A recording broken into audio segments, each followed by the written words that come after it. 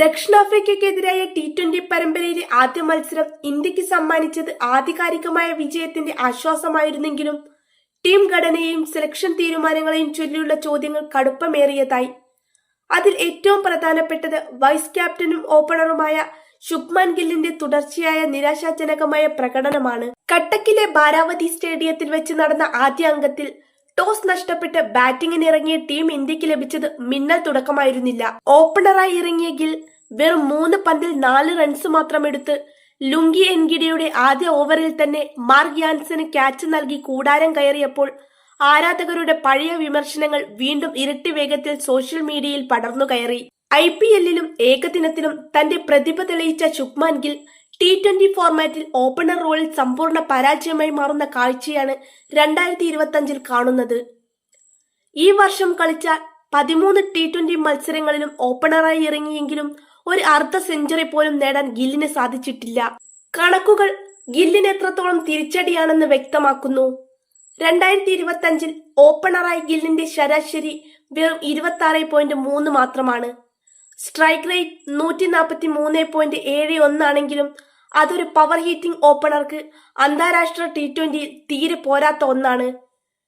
കഴിഞ്ഞ 13 ഇന്നിംഗ്സുകളിലെ ഗില്ലിന്റെ സ്കോറുകൾ പരിശോധിച്ചാൽ ഒരു വലിയ ഇന്നിംഗ്സ് പോലുമില്ല. 47-ൽ 28, 46-ൽ 40 എന്നിവ മാത്രമാണ് നേരിയ ആശ്വാസം നൽകുന്നത്. എന്നാൽ കട്ടക്കിൽ വെറും 3 പന്തിൽ 4 റൺസ് എടുത്തു മടങ്ങിയതോടെ T20 ഓപ്പണർ എന്ന നിലയിലുള്ള ഗില്ലിന്റെ സ്ഥാനം വലിയ ചോദ്യചിഹ്നമായി മാറിയിരിക്കുന്നു. ടീം മാനേജ്മെന്റ് ഗില്ലിൽ വലിയ പ്രതീക്ഷ അർപ്പിക്കുന്നുണ്ടാകാം.